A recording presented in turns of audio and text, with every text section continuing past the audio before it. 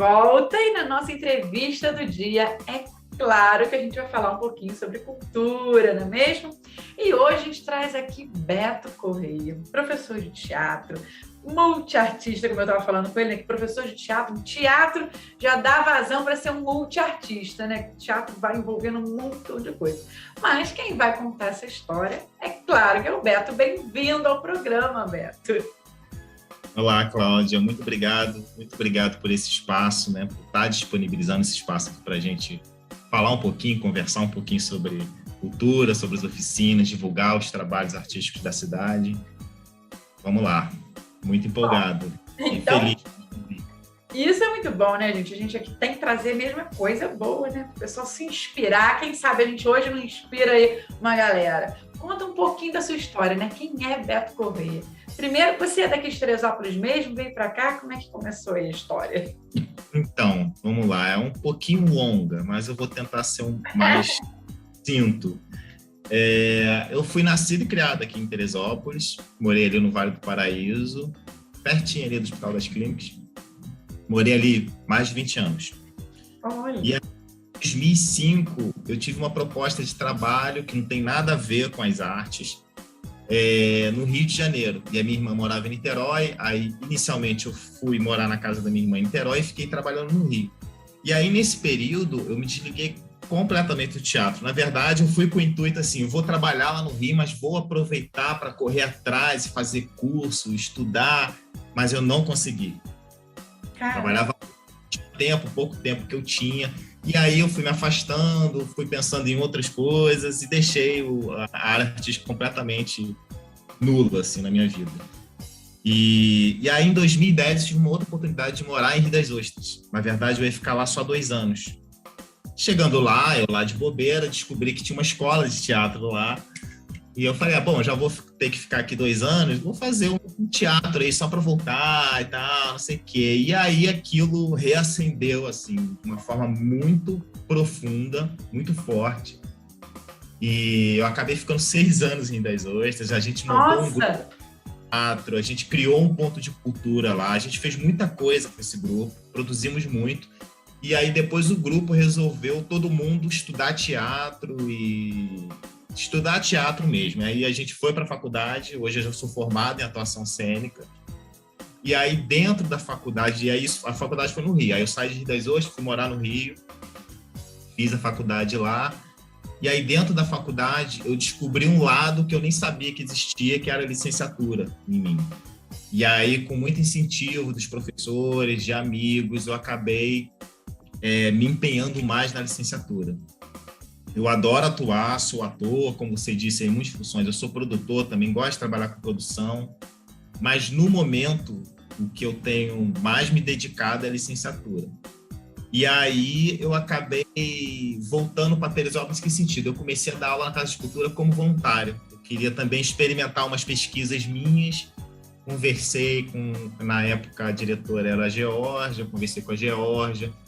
Quem fez essa ponte foi Edna Corradini. Beijo, Edna, que me ajudou muito. Edna sempre aparece aqui pelos programas, nem que seja citada ou aparecendo mesmo. Eu falo pra ela é a nossa rainha. E falou em teatro, é Edna Corradini, gente. É Edna. E aí fiquei lá, 2018 e 2019. Foi muito legal, foi um trabalho muito bacana. E aí agora eu voltei a morar em Teresópolis recentemente, voltei para cá em abril, estou morando aqui desde abril.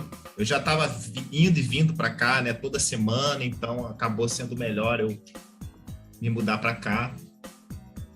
E aí no ano passado teve a Lei Aldir Blanc, né, e enfim, mas depois a gente fala sobre isso, né. Aí a minha carreira artística foi isso, aí depois eu não larguei mais o teatro. Eu fiquei empenhado e estou continuando pesquisando, já estou pensando no mestrado e continuar estudando, pesquisando, se movimentando, enfim. É um universo, né? Amor da vida, até que a morte nos separe. Como é que você se apaixonou pelo teatro? Você já chegou... Como é que foi? Geralmente a gente tem uns que começam pequenininhos, tem outros que já começam bem adultos, né? Então, isso também... Eu já contei essa história para a Naná, isso é engraçado, porque quando eu tinha uns amigos, eu acho que eu tinha 13 anos, 93. Olha. Eu tinha um amigo Braz, que ele não está mais morando em Teresópolis, e ele começou a fazer teatro com Ednar Corradini, lá na Casa de Cultura. E ele estava gostando muito, e ele vivia falando comigo, vamos, Beto, vamos fazer teatro, é muito legal, tu vai gostar muito, vamos. Só que eu não ia, porque eu era muito tímido, tinha muita vergonha, eu falei, não, eu não vou conseguir, eu vou ficar com Como é que é o nome do seu amigo que vinha? Rodrigo Braz, a Ednar sabe quem é, eu já falei com ela, ele é um ótimo ator, um excelente ator, e ele fez o Puck, ela montou Sonho de uma Noite de Verão. Sim. Enfim, aí na estreia ele me chamou para assistir. Isso em 93? 90 foi a primeira peça que eu assisti na vida. Foi a minha primeira peça. Foi a peça de Ednar, Sonho de uma Noite de Verão, que tinha esse meu amigo Rodrigo Braz. Quando eu vi aquilo, eu fiquei completamente encantado. Assim, eu fiquei assim, eu preciso fazer isso, eu tenho que fazer parte disso, eu tenho que experimentar isso. Então, assim, eu acho que ali foi o encantamento. Por isso que eu acho que é importante. Por isso que eu tenho essa coisa de levar o teatro para as pessoas, porque as pessoas, muita gente não vai ao teatro e elas não sabem o que é. E chegam lá, elas têm essa visão. Então, você tem aí forte. 50% de chance de ter me assistido, porque eu também participei dessa peça aí. Você estava nessa montagem? Eu estava nessa montagem. Caramba, com certeza. Quem que você fez? Na época eu estava de mudança de cidade, né? Eu estava mudando daqui para Araruama, para a região dos Lagos. Então eu não podia pegar papel com fala nem nada, mas queria participar pelo menos como despedida, né? E eu fiz uma fada, então eu ficava sempre ali por volta da Titânia. Sim, eu lembro. Eu achei essa peça assim fantástica. Eu fico falando dela até hoje, que ela botou um monte de plantas. Isso! Botou planta, botou aroma. Tinha essência de eucalipto que a gente jogava. Né? Foi muito bom. Foi muito legal. Com o Osair, eu lembro do Osair também, que fazia. Sim, foi a primeira peça que eu participei com o Osair. Foi essa também. Ele estava bem no início também ali com a gente. Uma galera. Isso as coisas são... A vida é muito doida. E aí, eu nunca fiz teatro com o Ednar em Teresópolis. Eu acabei fazendo curso com outras pessoas. Eu fiz o curso lá na ProArte com o Hudson. Cheguei a trabalhar com o Adriano também. Depois eu comecei a fazer trabalhos independentes com pessoas aleatórias. Mas com a Ednar nunca. E aí passou um tempão, fui lá na Casa de Cultura dar aula, a Ednar monta de novo o Sonhos de uma Noite de Verão e pede uma contribuição minha, assim, para ajudar ela a fazer. E aí foi uma nostalgia total. Cara, foi a primeira vez que assisti, agora eu tô ajudando a montar de novo com a Ednar. Enfim, mas eu acho que responde essa tua pergunta. Foi ali, com certeza. E foi bom eu ter esse afastamento, porque se eu tive afastamento e senti falta e voltei, então que era para ser também muito, né? Porque se eu tivesse afastamento e não estava ligando, né? Porque realmente a coisa não me pegou, então isso foi uma confirmação para mim também. Esse afastamento foi importante, que se confirmou que de fato o que eu tenho para fazer na vida é teatro, não é outra coisa. Então.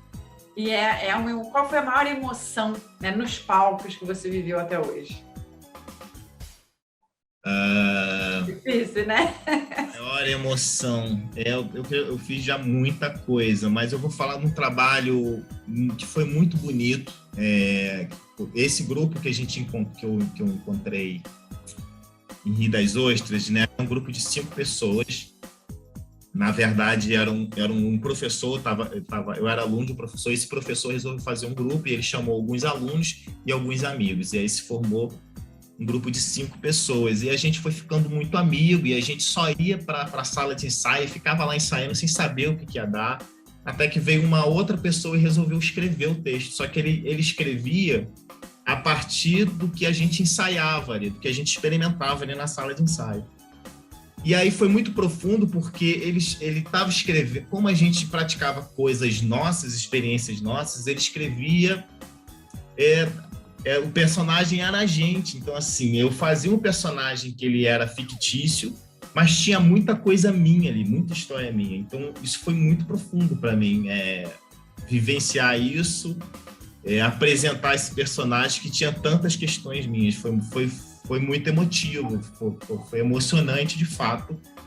E também com os amigos era a mesma coisa, os personagens fictícios para eles também tinham muito deles e misturava um pouco com a nossa relação que a gente tinha no dia a dia também enquanto amigo. Então, de todos os processos que eu fiz, eu acho que esse foi o mais profundo nesse sentido de misturar a emoção real com a emoção ficcional, não sei se eu posso dizer assim também. Muito legal, né? E você começou a dar aula em Rio das Ostras mesmo? Não, foi só na faculdade, porque a gente tinha um ponto de cultura, eu cheguei a dar umas oficinas nesse ponto que a gente tinha para criança e tal, mas eu achava que não era a minha praia. Lá eu fazia, era mais produtor cultural, a gente produzia muita coisa, produzia evento, do que dar aula, ministrar aula. E aí, quando eu fui para a faculdade, lá tem os projetos de extensão. E lá tinha um projeto chamado Teatro na Prisão, que basicamente é você ministrar aulas de teatro dentro dos presídios do Rio de Janeiro. E eu fiquei nesse projeto 4 anos. Fiquei ministrando aula lá no Evaristo de Moraes, presídio de Evaristo de Moraes, fica ali em São Cristóvão. E foi uma experiência incrível, assim. Mas foi ali que eu tive a experiência com essa coisa de dar aula e como que eu gostava disso, entendeu? Aí eu fiquei um pouco arrependido, porque a minha formação não é licenciatura, é em atuação cênica. E aí eu tentei mudar o curso, não conseguia, porque já estava tarde, né? Aí os professores, não, é melhor você terminar, e aí depois você faz licenciatura de novo. Aí eu me formei, aí o tempo foi passando, eu faço, não faço, aí hoje está sendo mais válido eu fazer um mestrado do que fazer uma licenciatura, mas eu continuo estudando e pesquisando por mim mesmo, entendeu? Muito legal. Eu tive, e aí eu comecei a dar aula no Rio também, né? Dou até hoje em alguns lugares, dou aula em escola também para criança, como disciplina extracurricular, e também gosto, não é muito o que eu quero, mas eu gosto de criança. Mas a minha pesquisa hoje é para adolescente e adulto. Então, assim, não é nem que eu não goste de dar aula para criança, mas foge um pouco da minha pesquisa. E aí, para mim, é mais interessante dar para adulto e adolescente, porque aí eu posso experimentar os métodos e as coisas que eu ando pesquisando. E aí, dentro disso, eu vou tendo resultado, enfim, é maravilhoso, é ótimo. Muito legal. Olha só, gente, o tempo vai passando rapidinho. Já se foi o nosso bloco. A gente vai... Eu falei para você, eu falo muito. Quando falou 2 minutos, eu falei, meu Deus. É bom que a gente vai conhecendo, assim, aí deixa o pessoal mais curioso ainda, aí você volta para falar mais um pouco. A gente vai pro comercial e volta rapidinho.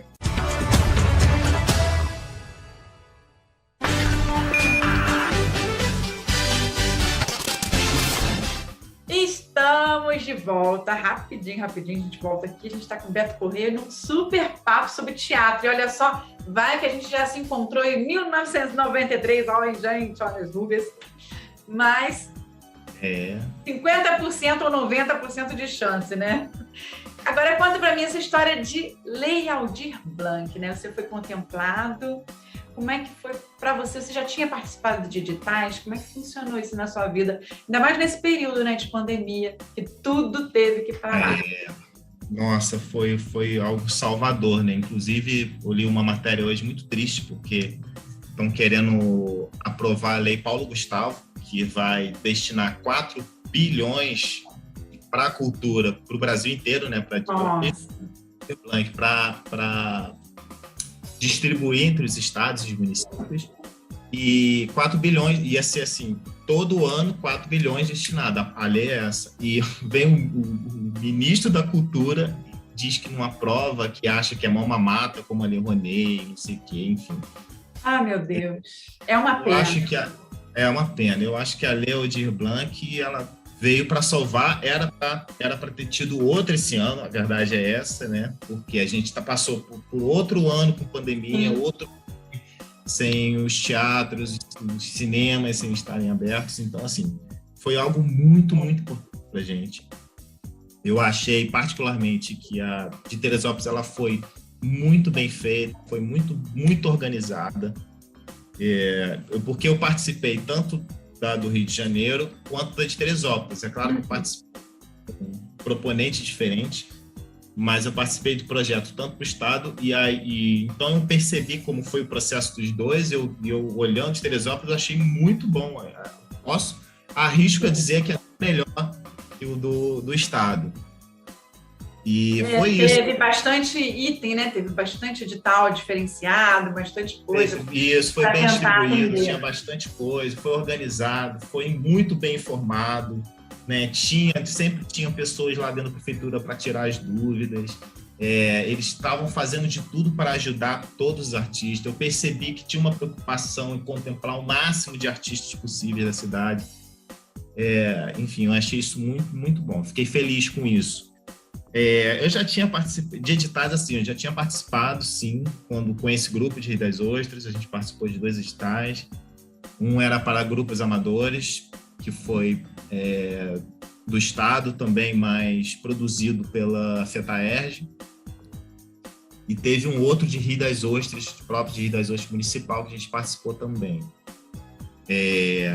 E aí, quando veio essa lei, né, teve vários lá, primeiro pensando assim, cara, o que eu vou fazer, porque eu tinha esse projeto do festival, Esqueterê, que eu queria muito fazer, mas o orçamento dele era maior, não dava para eu fazer pelo Teresópolis, eu precisava de mais grana.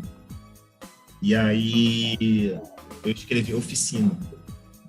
E foi ótimo, fiquei muito feliz com o resultado, muito feliz de ter sido contemplado, porque cada vez mais eu quero trabalhar aqui na cidade. Então, sempre quando sai um trabalho aqui dentro de Teresópolis, eu fico muito feliz, porque é isso que eu quero voltar para cá, agora eu saí, experimentei um monte de coisa, agora eu quero trazer essas minhas vivências, experiências para cá e compartilhar com quem tiver interessado. E com isso acaba que a cultura ganha e muito, né? Porque ela cresce, inspira mais pessoas. E eu também ganho, né? Eu também ganho muito. Então, é uma via dupla. Então, acho que foi muito importante. Acho que é isso. Participei. Foi tranquilo. Era uma oficina. Como é que vai ser a oficina? Eles vão marcar? Como é que vai? Já estão inaugurando, né? Vai ser agora em outubro, novembro. Não, estamos esperando ainda um pouquinho. Parece que já está tudo pronto, mas segundo a Mariana, parece que é a Secretaria de Tecnologia, se não me engano, esqueci o nome, precisa aprovar e mandar as datas, os horários e tal. Mas a oficina vão ser...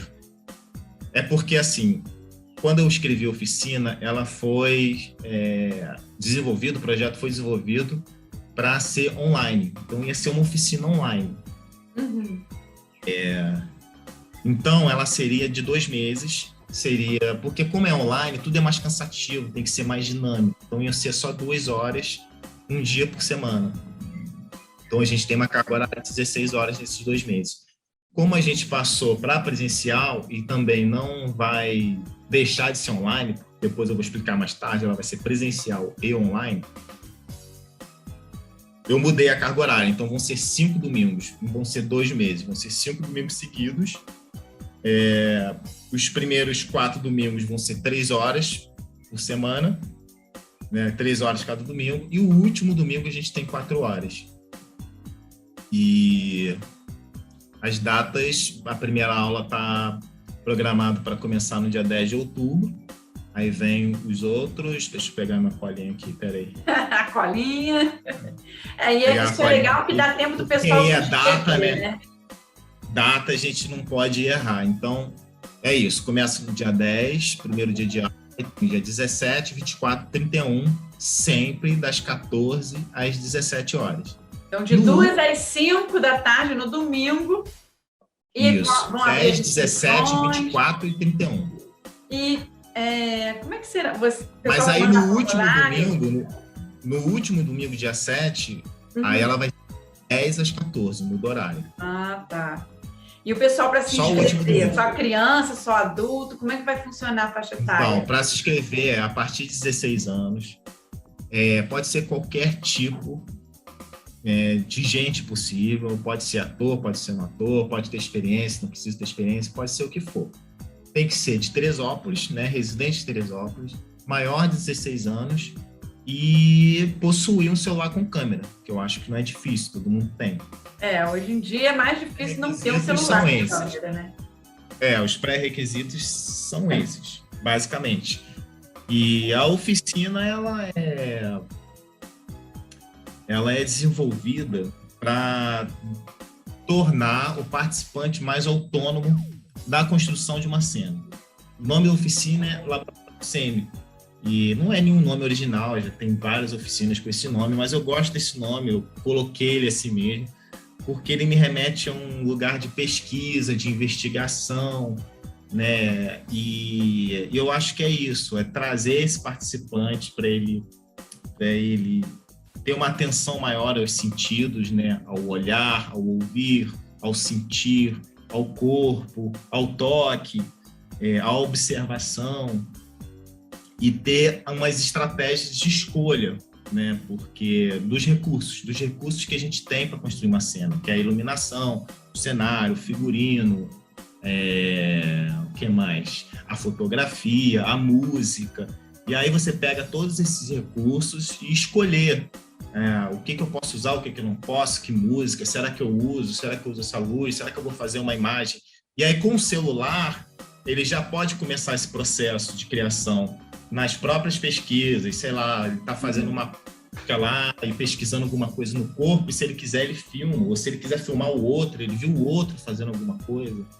E aí, a partir dessas experiências que a gente vai ter nesses domingos, a gente cria um vídeo, um produto, seja o que ele quiser, uma performance, um vídeo, um curta, o que ele quiser, assim, liberdade total, e aí a gente apresenta online. E aí, nesse sentido que ela é online. Porque aí, muito legal. Apresentar esse produto dos participantes vai ser online, já fica registrado e fica gravado, e aí se a família quiser assistir, já assiste. E consegue até multiplicar, né, toda essa parte que eles aprenderam, consegue assistir e até, de repente, inspira novas pessoas a virem também, para, de repente, outras oficinas. Exatamente, né? A ideia é justamente essa. E não só essa também, é trazer essa relação, né, de afeto com a arte, né, do participante também, se ele não teve nenhuma relação com aquilo, que ele comece a ter.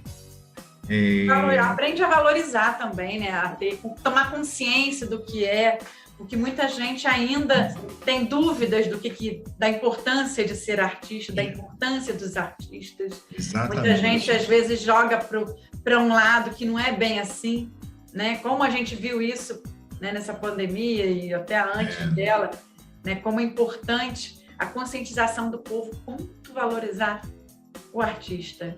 É tão engraçado você dizer isso, porque muito pouco tempo um amigo me chamou de vagabundo. Então eu fico pensando assim, isso tudo bem, eu já estou muito acostumado com isso, mas isso mostra o quanto que tem ainda de pessoas que relacionam a arte com vagabundo, com maconheiro, com coisas negativas, como algo ruim, como algo negativo, como se ele não trabalhasse, como se ele estivesse só brincando, fazendo um hobby, né? Tem pessoas que utilizam a arte como hobby, mas tem muitos profissionais, tem muitas pessoas sérias trabalhando com arte. E é triste, né, gente? Assim, eu não fico triste por ele me chamar de vagabundo, eu fico triste por ele ter esse pensamento de não ter experienciado e isso que você falou, né? Não entendeu a potência que é as artes, né? Em todos os sentidos, não só o teatro, né? A música, a pintura, a escultura, a dança, tudo. Então... É muito complicado, né? E assim, a pandemia serviu muito também para abrir um pouco essa brecha aí, né? Porque quantas pessoas acabaram sendo salvas pela arte. Quanta gente que estava deprimida em casa, que estava mal e descobriu ali uma poesia, descobriu um artesanato, né? A gente fala muito isso aqui no programa. É verdade. Que a arte acaba salvando vidas. A arte, como, né, tem aí agora arte-terapia, música-terapia. Olha quanta coisa que a arte já envolve, né? É muita coisa. Fora o senso crítico, ela faz você questionar, pensar. Mas é isso, né? A gente vai tentando. vai resistindo, vai fazendo, vai produzindo, e aos pouquinhos a gente vai subindo os degraus aí. E é isso. Lembrando que as vagas são limitadas, tá, Cláudia? Ah, sim. Quantas pessoas? Mas por conta também da pandemia, claro, a turma cheia. É claro que eu já estou vacinado, a gente vai seguir todos os protocolos sanitários, com uso de máscara. Eu não vou ter, dificilmente eu vou fazer algum exercício coletivo, vão ser exercícios individuais, e talvez por isso também eu preciso de uma turma menor, porque eu preciso dar para o individual. Então, se tiver 30 pessoas, eu não consigo dar em 3 dar essa atenção para cada um lá. Então, assim, eu coloquei 25, mas 25 já é muito. Eu estou colocando 25 e torcendo para que fique nos 20 no máximo. Mas eu duvido, hein? Mas vamos lá, se for 25, a gente vai fazer com 25, claro. Vai dar, eu acho, eu calculei bem, dá para a gente dar essa atenção. Não vai ser o melhor seria menos, mas dá para fazer. Muito legal, gente. O programa vai terminando por aqui, passa tão rapidinho, né? Não está ali, passa muito rápido, engraçado, né? Eu falo aqui que quando a conversa é boa, a hora voa, o tempo voa, né? Então é bem por aí. Mas sinta-se convidadíssimo a passar por aqui sempre que você quiser. Vamos bater papo, vamos falar sobre temas, porque o programa é para isso mesmo. A gente aqui luta muito por essa diversidade cultural que Teresópolis tem, quanta coisa boa que Teresópolis tem, quanto artista bom que Teresópolis tem. E às vezes o próprio povo não conhece, não valoriza, não sabe nem que existe, né, esse tipo de coisa. É um bicho de 7 cabeças, e na verdade não. Então, traz para cá, vem para cá, fique assim super bem-vindo. Eu te agradeço muito, muito a visita de hoje. Muito obrigado. Eu que agradeço muito. Pode ficar à vontade também para me convidar quando quiser. Será sempre um prazer participar aqui, principalmente para a gente estar falando de cultura. É sempre muito bom, muito importante. Volto a dizer, esse canal aqui é importantíssimo que você está fazendo. Trazer um espaço para divulgar as artes de Teresópolis, os artistas locais, divulgar o que está acontecendo na cultura, bater um papo, tanto na cultura política ou na cultura de produção mesmo, né? Então, parabéns e muito obrigado. E para vocês que estão aí assistindo a gente, espero vocês no programa amanhã. Um grande abraço e até lá. Tchau, tchau. Beijo.